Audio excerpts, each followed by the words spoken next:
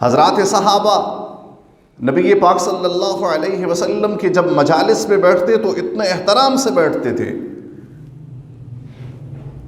اتنے ادب سے بیٹھتے تھے کہ بھلے ان کے سروں پہ آ کے پرندہ بیٹھ جائے، بے ادبی کے خوف سے، ناراضی کے خوف سے حرکت نہیں کر رہے، سوالات نہیں کر رہے۔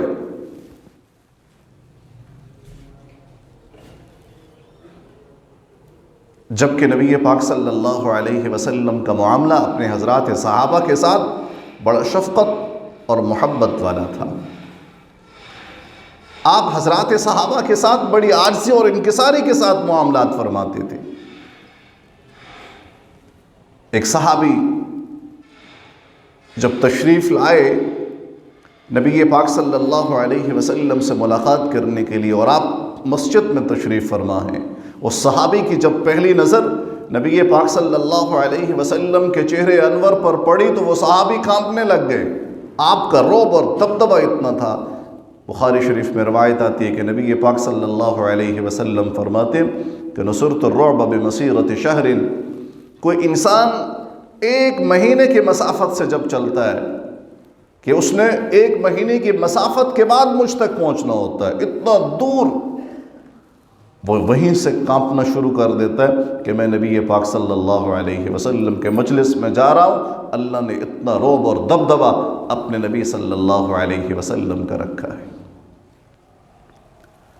تو جب وہ صحابی نبی پاک صلی اللہ علیہ وسلم سے ملنے کے لیے مسجد تشریف لائے اور آپ کے چہرے انور پہ نظر پڑی تو وہ صحابی کانپنے لگ گئے۔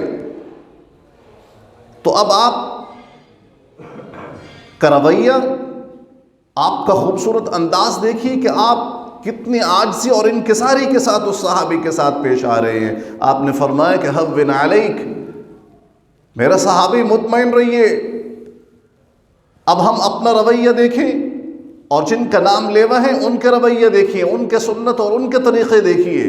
ہم سے کوئی خوف زدہ تو ہمارے اندر اور زیادہ اکڑ آ جاتی ہے، اچھا وہ مجھ سے ڈرتا ہے، وہ مجھ سے خوف کھاتا ہے، میرا رعب اتنا، میرا دبدبہ اتنا۔ جبکہ نبی پاک صلی اللہ علیہ وسلم نے جب صحابی کے تاثرات کو دیکھا کہ یہ صحابی خائف ہے مجھ سے، تو آپ نے فرمایا کہ ہون علیک، مطمئن رہو میرے صحابی، پریشان کیوں رہے ہو، ڈر کس بات کا، خوف کس بات کا؟ انی لست بملک، میں کوئی بادشاہ ہوں؟ انما انا ابن امرأة من قریش تأکل القدید، میں تو اس عورت کا بیٹا ہوں جس کو تازہ گوشت کھانے کو نہیں ملتا، سوکھا گوشت کھا کے گزارا کرتی ہے۔ نبی کے پاک صلی اللہ علیہ وسلم کی عاجزی اور انکساری دیکھیے، باوجود اس کے کہ بعد از خدا بزرگ تو قصہ مختصر، خدا کی ذات کے بعد کوئی معتبر ہستی اگر اس روئے زمین پہ ہے، اس کائنات میں ہے، تو وہ جناب رسول اللہ صلی اللہ علیہ وسلم کی ہے۔ اور یاد رکھیے، مزار شریف میں جہاں نبی پاک صلی اللہ علیہ وسلم آرام فرما ہے، آپ کے جسد اطہر سے لگی مٹی اللہ کی عرش و کرسی سے بھی افضل ہے۔ کیوں؟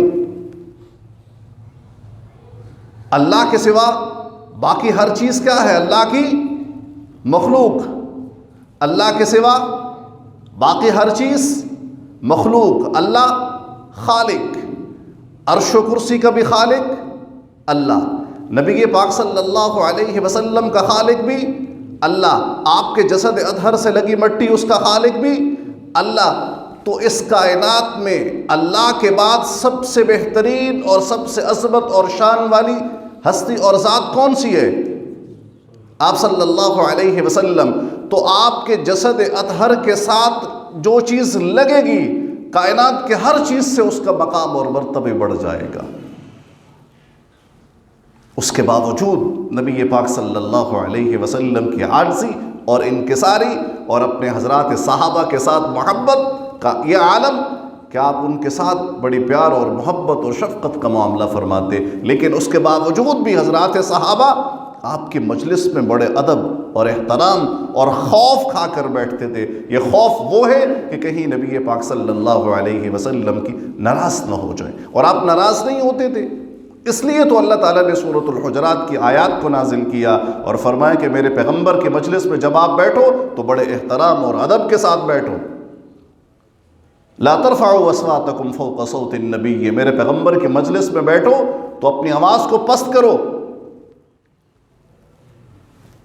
جب آپ کلام کریں، جب آپ بات کریں میرے نبی صلی اللہ علیہ وسلم سے، تو آپ کے الفاظ نبی پاک صلی اللہ علیہ وسلم کے الفاظ سے آگے نہیں ہوں، آپ کے الفاظ پیچھے اور میرے نبی صلی اللہ علیہ وسلم کے الفاظ آگے. اور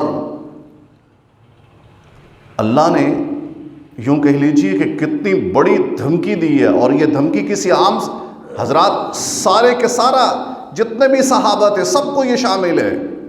اس میں ابو بکر بھی ہیں، اس میں عمر بھی ہیں، عثمان بھی ہیں، علی المرتضیٰ رضی اللہ تعالی عنہم بھی ہیں.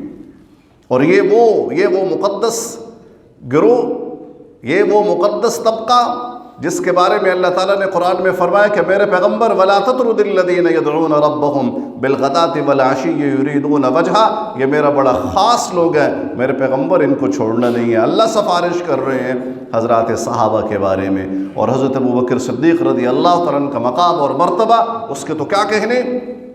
ایک دفعہ کسی یہودی عالم کو تھپڑ مارا، اب وہ سارے اور خوف اور رعب اتنا کہ وہ اپنے عالم کو بچا نہ سکے اور سب وہاں سے بھاگے اور نبی پاک صلی اللہ علیہ وسلم کے مجلس میں آئے اور کہا کہ یا رسول اللہ، اے محمد صلی اللہ علیہ وسلم، آپ کے جو صحابی ہیں، آپ کے جو دوست ہیں ابو بکر، انہوں نے ہمارے عالم کو تھپڑ مارا. تو نبی پاک صلی اللہ علیہ وسلم نے حضرت ابو بکر صدیق کو بلایا اور فرمایا کہ ابو بکر آپ نے کیوں مارا ہے تھپڑ ان کو؟ کہ یا رسول اللہ یہ خدا کی شان میں بدتمیزی کر رہے تھے. تو آپ نے فرمایا کہ کیا؟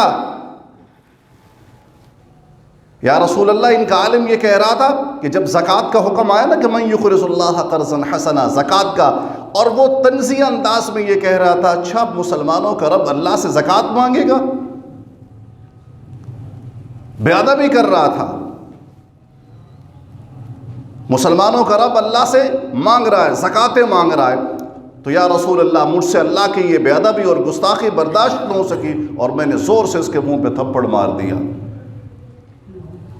اب وہ یہود کے عالم اور پورے کا پورا گروہ وہ کہہ رہے ہیں کہ ان کے پاس کیا ثبوت ہے کہ اس نے یہ بات کہی ہے. اب دعویٰ اور دعوے کی دلیل ہونی چاہیے. تو نبی پاک صلی اللہ علیہ وسلم نے حضرت ابوبکر صدیق سے کہا کہ ابو بکر آپ اپنے دعوے کو ثابت کریں، آپ کوئی گواہ لائیں، آپ کوئی دلیل لائیں. حضرت ابوبکر صدیق نے کہا کہ یا رسول اللہ اب یہ سارے کے سارے یہی لوگ تھے، میں تو اکیلا وہاں سے گزر رہا تھا، میرے حق میں کون گواہی دے گا؟ اور وہ یہود بار بار مطالبہ کر رہی ہیں کہ اس کے پاس گواہ نہیں ہے، اگر گواہ نہیں ہے تو جواب میں ہمیں بھی مارنے کا حکم دیا جائے. اب نبی پاک صلی اللہ علیہ وسلم گواہ مانگ رہی ہیں، یہود مطالبہ کر رہے ہیں سزا کا. نبی پاک صلی اللہ علیہ وسلم بار بار ابو بکر آپ کے پاس کوئی گواہ؟ یا رسول اللہ گواہ نہیں ہے، میں اکیلا، جلسہ ان کا ہو رہا ہے، پروگرام ان کا ہو رہا ہے، سارے کے سارے یہ وہاں پہ اکٹھے ہو رہے ہیں، یا رسول اللہ میرے پاس تو کوئی گواہ نہیں ہے. اب معاملہ یہاں تک پہنچا کہ نبی پاک صلی اللہ علیہ وسلم چند سیکنڈز اور چند لمحات کے بعد نبی پاک صلی اللہ علیہ وسلم ابو بکر رضی اللہ تعالیٰ کے لیے سزا کا حکم دے دیتے. قربان چاہیے ابو بکر صدیق آپ کے اور آپ کے پورے خاندان پر. جب آپ کی بیٹی بھی تہمت لگی تو اس کی صفائی کس نے دی؟ اللہ کے قرآن نے دی. الخبیثات للخبیثین والخبیثون للخبیثات. میرے پیغمبر ہم آپ کے جسد اطہر پر گندی مکھی نہیں بیٹھنے دیتے اور آپ کے بستر پر ایسی عورت لا دیں جو جس کی عزت داغدار ہو. یا رسول اللہ آپ کی عائشہ پاک ہے. الخبیثات للخبیثین والخبیثون للخبیثات والطیبات للطیبین والطیبون للطیبات. میرے پیغمبر جیسے آپ پاک اسی طرح آپ کا بستر بھی پاک ہے. تو ابھی چند لمحات باقی کہ نبی پاک صلی اللہ علیہ وسلم آپ حکم دیتے کہ یہود کو کہ آپ بھی ابو بکر کو تھپڑ ماریں کیونکہ اس کے پاس گواہ نہیں ہے. فوراً جبرائیل آ گئے، یا رسول اللہ ابو بکر کے پاس اگر زمین پہ کوئی گواہ نہیں ہے تو اللہ عرش پہ اس کا گواہ ہے۔ لقد سمع اللہ قول الذین قالوا ان اللہ فقیر ونحن اغنیاء، ابو بکر سچ کہہ رہا ہے، انہوں نے اللہ کی بے ادبی اور گستاخی کی ہے۔ ایسے ابو بکر کو کہا جا رہا ہے کہ رسول اللہ کی مجلس میں بیٹھ کے آواز پست رکھ، اگر میرے پیغمبر کی آواز سے آپ کی آواز اونچی ہو گئی، ان تحبط اعمالکم وانتم لا تشعرون، تمہارے سارے کے سارے اعمال ضائع اور برباد کر کے رکھ دوں گا۔ تو یہ خوف جو حضرات صحابہ میں تھا، وہ خوف کس بات کا؟ رسول اللہ سزا نہیں دیتے تھے، خوف اس بات کا کہ کہیں اللہ کے رسول ناراض نہ ہو جائیں۔ تو یا ایھا الذین آمنوا اتقوا اللہ، جو اللہ تعالیٰ یہ انسانیت سے یہ کہہ رہے ہیں کہ مجھ سے ڈرو، خوف کھاؤ، تو وہ خوف اس بات کا نہیں کہ اللہ سزا دے گا، خوف اس بات کا کہ اللہ مجھ سے ناراض نہ ہو جائے۔ جس نے مجھے نعمتیں دی ہیں، جس نے مجھے آنکھیں دی، جس نے زبان دی بولنے کے لیے، جس نے کان سننے کے لیے دیے، جس نے ہاتھ چھونے کے لیے دیے، جس نے پاؤں چلنے کے لیے دیے، جس نے دماغ سوچ بچار کے لیے دیا، قوت فیصلے جس نے دی ہے، یار میں اس اللہ کو ناراض نہیں کر سکتا، میں اس کے خلاف نہیں جا سکتا، اس کے حکم کے خلاف نہیں کر سکتا۔ یہ خوف اس بات کا ہو، خوف اس بات کا نہیں ہو کہ اللہ سزا دے گا، اللہ مارے گا۔ وَكُونُوا مَعَ الصَّادِقِينَ، اور نیک لوگوں کے ساتھ اپنی زندگی گزارو۔ دوستو بزرگوں، ہماری اپنی بھی مجالس نیک اور ہماری بچوں کی مجالس بھی نیک ہونی چاہیے۔ عموماً یہ بات دیکھنے میں آئی ہے، والدین یہ کلیم کرتے ہوئے کہ اولاد ہماری بات نہیں مانتی، اور ضرورت بھی نہیں ہے کہنے کی، اب وہ کریں۔ ایک جٹا کی مثال میں کہا جاتا نا، میں نے رسہ اس کے گلے میں لپیٹ دیا، اب وہ جو مرضی کرے۔ یاد رکھیے، وَذَكِّرْ فَإِنَّ الذِّكْرَىٰ تَنفَعُ الْمُؤْمِنِينَ، اللہ تعالیٰ اپنے نبی صلی اللہ علیہ وسلم سے فرما رہے کہ میرے پیغمبر واعظ و نصیحت آپ کرتے رہیے گا۔ ماں باپ کا یہ حق نہیں کہ اولاد کو کسی عمر میں چھوڑے، کسی حالات میں چھوڑے، اپنی واعظ و نصیحت کو جاری رکھے، ان کے لیے دعائیں کرے اور اپنا معاملہ اپنے رب پہ چھوڑ دے، اور اپنی اولاد کے لیے دعا کرے، ربنا ہب لنا من ازواجنا وذریاتنا قرۃ اعین واجعلنا للمتقین اماما۔